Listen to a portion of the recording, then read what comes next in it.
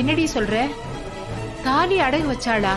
ஆமாமா, அந்த அடகு கடையில் போய் விசாரிச்சுட்டு தான் நான் வரேன். அடகு கடைக்காரன் தான் சொன்னா தாலி செயினா அடகு வச்சாங்கன்னு. ஐயோ, எதுக்கு இப்படி எல்லாம் பண்ணிட்டு இருக்கிற அவ?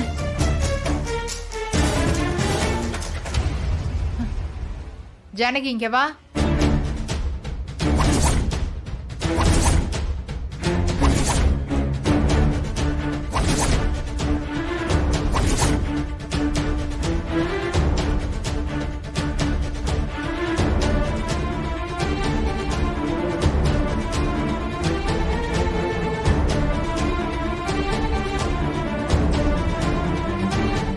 ஏய், என்ன காரியம் பண்ணிட்டு வந்திருக்க? நீ தாலி செயின் அடகு வச்சிட்டேன்னு பத்மா சொல்றா. அடகு வச்சியா? ஆமா அத்தை. என்ன பண்ணிருக்கிற நீ? நம்ம குடும்பத்துல இருந்துட்டு இப்படி பண்ணிருக்க? எதுக்காக இப்படி பண்ண? கதிர ஜாமீன்ல எடுக்க 3 லட்சம் ரூபாய் பணம் தேவைப்பட்டுச்சு. அதனாலதான் அடகு வச்சேன். ஐயோ,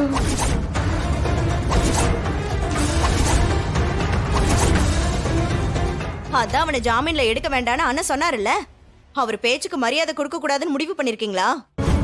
கதிர யாரோ இல்ல, என் பொண்ணோட புருஷன், இந்த வீட்டோட மருமக. அவனை சின்ன வயசுல இருந்து தூக்கி வளர்த்தவனா. அவனுக்கு என்ன ஆனாலும் பரவாயில்லன்னு என்னால விட முடியாது. அவன் அங்க ஜெயில கஷ்டப்படுறப்ப எப்படி பார்த்துட்டு சும்மா இருக்க முடியும்? தனா கழுத்துல கதிர் தாலி கட்டியிருக்கான். கடைசி வரைக்கும் அவங்க 2 பேரும் தான் ஒன்னா வாழணும். அப்ப நான் சொல்ற வார்த்தை மத்தவங்களுக்கு பெருசா தெரியலையா? இன்னும் எவ்வளவு நாள் தான் என்ன அவமானப்படுத்துவீங்க? ஏங்க, இந்த குடும்பத்துக்கு எந்த அவமானமும் வந்துடக்கூடாதுன்னு தான் நான் இந்த மாதிரிலாம் பண்ணேன். கதிரி எப்படி வேணாலும் போகட்டும்னு என்னால விட முடியாதுங்க. அப்ப தாலிய விட அந்த கதிரவன் முக்கியமா போயிட்டாங்க.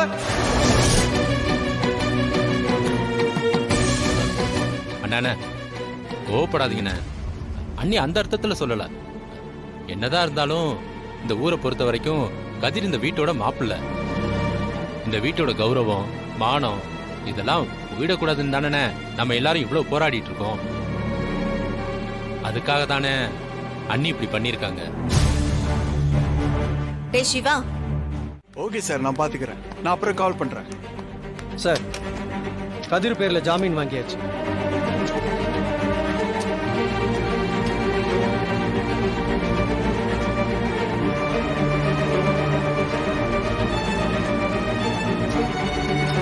இங்க பாருங்க, ஊரை விட்டு எங்கேயும் போக கூடாது. டெய்லி ஸ்டேஷனுக்கு வந்து கையெழுத்து போடணும், சரிங்களா? கான்ஸ்டபிள் சார், அவரை வெளியில விடுங்க. Okay sir. தம்பி, ஐயா வர சொல்றாரு, வா. எழுந்துரு.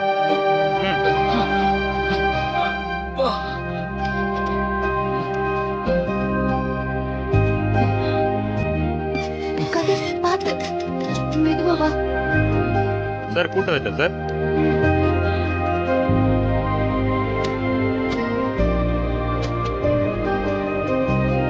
இதுல ஒரு சைன் பண்ணுங்க. சைன் பண்ணு.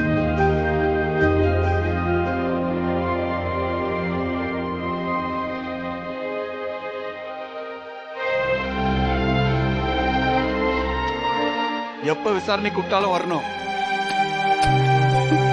கூட்டிட்டு போங்க. பாக்கது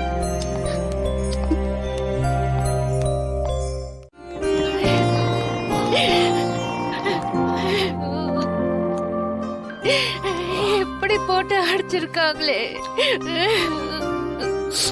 ஐயோ, அழாதீங்க, எனக்கு ஒண்ணும் இல்ல. அவங்களுக்கெல்லாம் மனசாட்சியே இல்லையாடா? யாராவது இப்படி அடிப்பாங்களா? நான் நல்லாதான் இருக்கேன், எனக்கு ஒண்ணும் இல்ல. என்ன மன்னிச்சிருடா கதிரு. எல்லாம் என்னாலதான், எல்லாம் என்னாலதான். உங்களாலயா? அது என்னன்னா, இல்ல உன்னை அரெஸ்ட் பண்ணும்போது அவங்களால எதுவும் செய்ய முடியாம போயிடுச்சேன்னு சொல்ல வந்தாங்க. அத்தை, நீங்க என்ன பண்ணுவீங்க? அந்த கார்த்திக் தான் வேணும்னே மறைஞ்சிருந்து என்னை மாட்டி விட பாக்குறான்னு நினைக்கிறேன். சரி, மத்ததெல்லாம் அப்புறம் பேசிக்கலாம். நீ வா. உள்ள வாடா. வா, மெதுவா மெதுவா.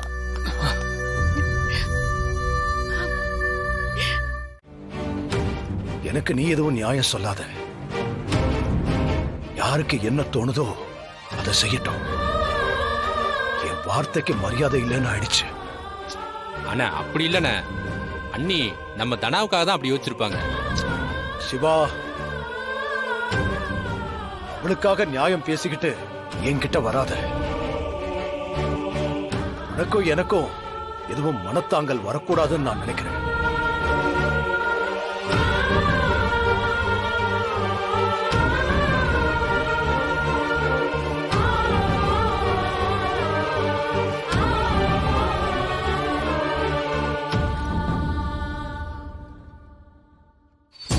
சரிப்பா, உனக்கு ஏதாவது தெரிஞ்சா சொல்லுப்பா. என்னாச்சுன்னு ஏதாவது தெரிஞ்சுதா? இல்லம்மா, அவன் ஃப்ரெண்ட்ஸுங்க எல்லாருக்கிட்டையும் கேட்டுட்டேன். யாருமே எதுவும் தெரியலன்றாங்க. ஏங்க, நம்ம அந்த கதிர் மேல போலீஸ்ல போய் கம்ப்ளைண்ட் கொடுத்து அவனை உள்ள வச்சதெல்லாம் வேஸ்டா போச்சுங்க. அவனை வெளியே கூப்பிட்டு வந்துட்டாங்க. வெளியில வந்துட்டானா? எப்படி அவனை வெளியில விட்டாங்க? ஏங்க, ஜாமீன் வாங்கினா வெளியே விட்டு தானங்க ஆகணும். என்னது, ஜாமீன்ல விட்டாங்களா? எப்படி?